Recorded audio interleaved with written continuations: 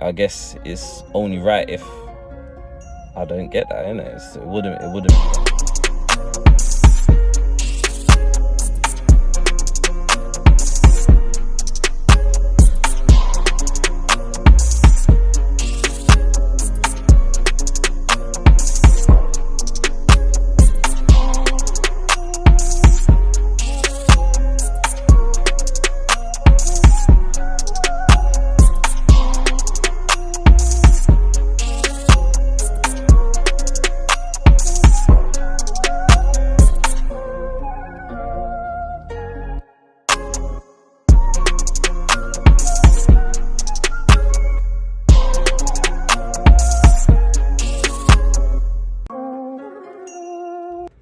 Yo guys, what's going on?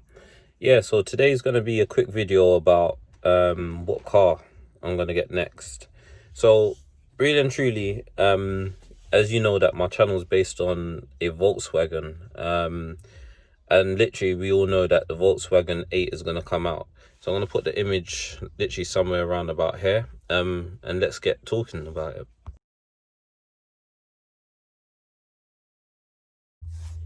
Okay, so yeah guys, let's talk about this Golf R situation. So right now, what the situation with my Golf R is this. With the market of Golf Rs, they've come to a point in depreciation where they're kind of settling down in their depreciation. I've got a 7.5 R, but for some reason Volkswagen 7.5s and 7s, somehow they're getting seen in the same kind of bracket when you go to sell them on. So unfortunately, it's come to a point where that I'm now having to look to get rid of my car quicker than I thought that I would have, due to, I thought, it being a 7.5, I most probably have a few more, like a year or so in front of just like, the 7 price is depreciating. However, that's not the situation. Yeah, so I'm now having to look for a new car, and as the Golf R8 is coming out, or should I say Golf 8R, whichever one, I don't even know how to call it. Let's just call it the R8, is coming out. Yeah, so I've put a deposit down on it, for the actual car, just because literally it's not, how can I say, for me, as I said, the selling point of it is that I can still use the same platform of everything that I've got on my actual Golf right now. I can still kind of transfer it over and just put it on the newer model. That's including with exhaust. Maybe the exhaust might just need a bit of fabrication work and stuff like that. However, everything else, can kind of move over. Paddles, everything is kind of the same. So I will kind of have like a jump start on, the modifications with that, because I'll just be transferring from one car over to the other car. So it's going to be 10 times easier. So it's literally like a no-brainer. However, downside on it is that I've been hearing that the car's going to be coming out in 2021.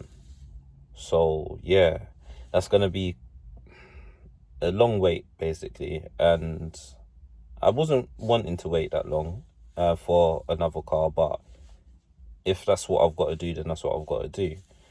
My deposit's already down for the car already, and I've already been allocated a space for the car. So once that comes and it gets built, then I would kind of update you guys on the process of where it is, along with shipping and tracking it and showing you guys online. However, for you guys to know, you guys are the first people to know, because I haven't even told Instagram yet. So you guys up here on YouTube, you're getting the fresh kind of gossip on it. Definitely Golf R8 is coming, but it's going to be 2021. I've looked at different other models of getting into, like for instance the new Audi S3s. I've looked into the new Focus STs as well. And to tell the honest truth, in that kind of price bracket of what the Golf R8 is going to be sold at. So that's going to come on to retail like around about 35k. At this moment in time, there's not a lot of cars going to be able to beat the performance for that price, if you see what I'm saying. So I've kind of got like the best of both worlds. The Golf R itself is a very, very reliable car. However, the downside part of it is this. One, you see them a lot. Two, literally everybody, it's because you see them a lot. So once you modify them, somebody sees it, somebody likes it, somebody copies it, somebody does it. You pull up at the lights, you look over to the left,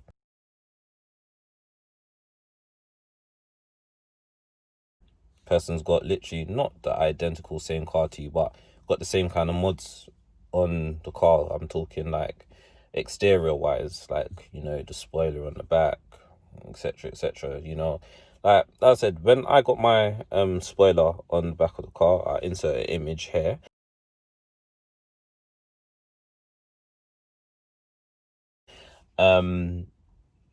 Yeah, I got it way, way, way, way before it started to be popular. And you know, for that time I paid some decent money for it. And I remember it got shipped to me, and it got shipped in the wrong size. It got shipped for I think it was just a normal Golf. So therefore it come up small on the back of the car.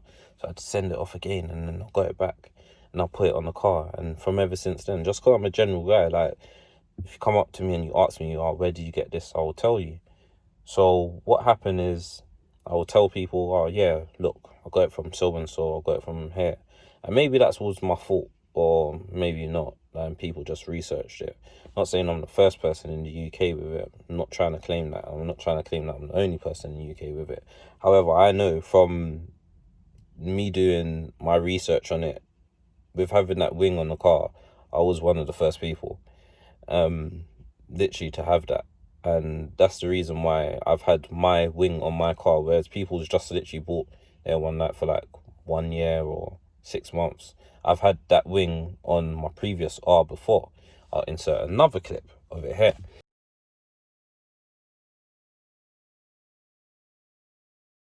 So as you can see,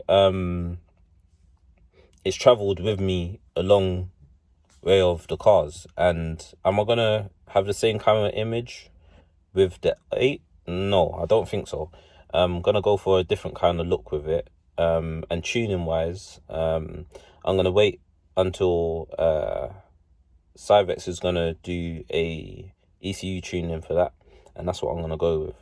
As I said, because I would financially wise, I wouldn't need to have put that much into the car, just because I'm transferring from one car over to the other. So I've already got a head start on that. So I don't need to waste money on, you know, silly stuff like on like getting exhaust or getting lowering springs or doing anything like that. It's literally just a straight swap.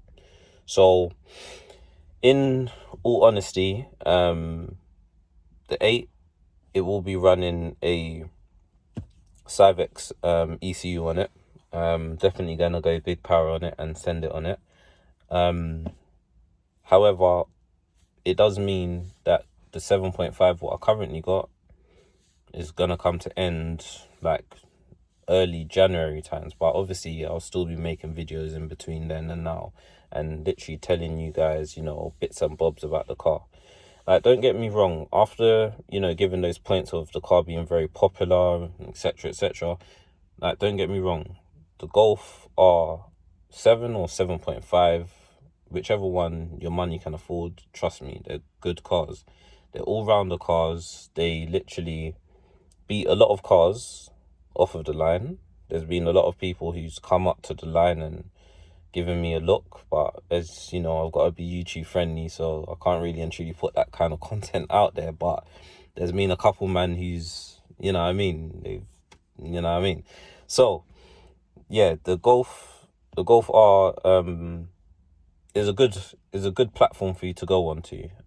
I say, for instance, now if I was to kind of give you guys like my honest feedback on it, the best person to buy a Golf R would be somebody who has literally trying to move up the bracket from, say, for instance, from a Fiesta, or for instance a Focus ST, and they want something what's a bit more power, reliable, and easy to handle. And on top of that as well, remember guys, whenever we're looking at cars, you always have to say to yourself, can you afford the parts for labor, and can you afford the parts when it goes wrong? And with Golfs, their parts are VAG parts, so therefore you can literally call up TPS, Euros. There's a lot of places where can deal with those parts, and there's a lot of garages what have kind of dealt with their work before, so it doesn't make it too hard if something does go wrong to put it right. However, on the flip side, I'm going to insert, I think I've got a picture of it. I'm going to insert a picture of when something did go wrong. And I said I'm not going to throw no one underneath the bus, but I'm going to insert a picture.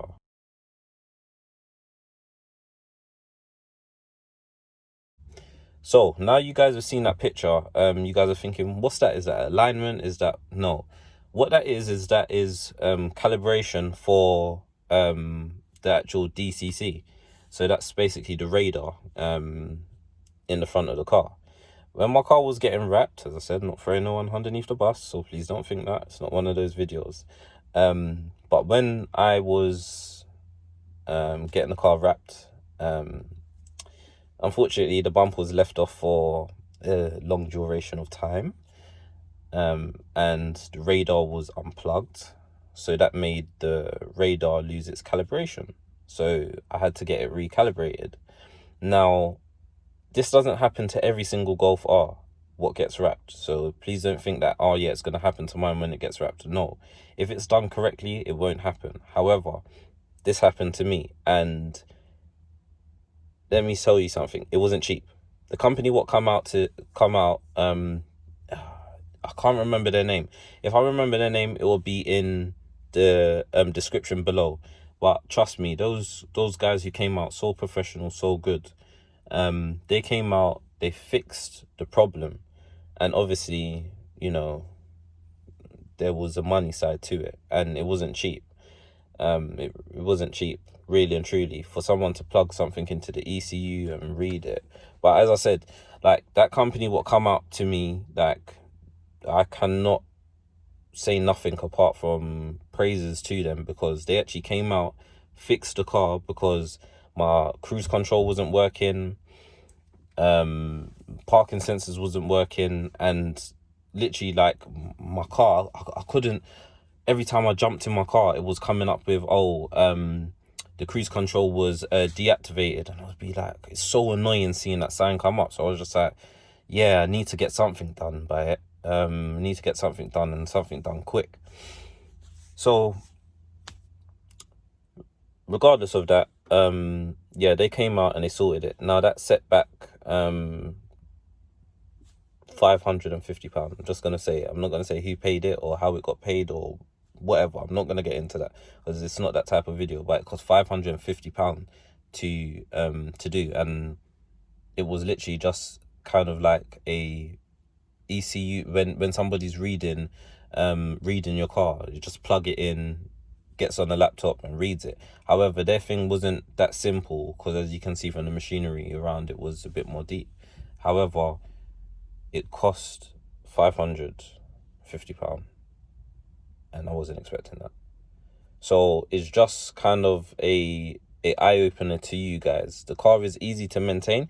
However, there are some big components on the car of when things go wrong, trust me, they go wrong. And that's going to be the same thing with the 8, because where the actual radar is, it's in a place where it's vulnerable and things can go wrong as well, same way as it is in the 7.5. The 7, it's quite low down, so it gets stone chips, but it's got a hardened casing around it, so it's kind of more reliable. So for reliability, I would say a 7, Golf 7 radar is better. Yeah, 7.5, for the simple reason of, if something happens to the front nose of the car, that's it, you're finished. And yeah, it's £550 to get it recalibrated. And I said, that's the people who came out to me, and they came out months ago, so God knows after this whole COVID thing, what their prices will be now. No offense to them or anything like that. I'm just saying it was expensive then, so I can imagine it will get more expensive now. So yeah, as I said, back onto the topic of things, the Golf 8R will be coming to the channel, as I said, but it will be coming in January times. So until then, I'm going to put up some kind of stats of it and of it going around the Nürburgring. It's done sometimes around the Nürburgring. I'm going to also put them up as well, because the car is going to be quite quick. However, it's still not made it into the bracket of where the RS3s are. So therefore, a stock RS3 coming up against a Golf R, it's going to show. So, you know, it's a Volkswagen at the end of the day. So you're in between kind of the two playing fields. You're better than a ST or a GTI, but then you're not at the peak performance of a RS3. So it's kind of a catch-22. But as I said, I'm still going to go with it. I'm going to bring it to the channel. And hopefully I do have one of the first slots for it. So I'll be most probably one of the first people on YouTube with it. So if you want to see more content on that, stay subscribed. Please make sure you hit the bell for notifications. Any kind of questions or queries that you've got on it, just note it down in the comments and I'll do my best to get back to you. Until then, I'll see you later.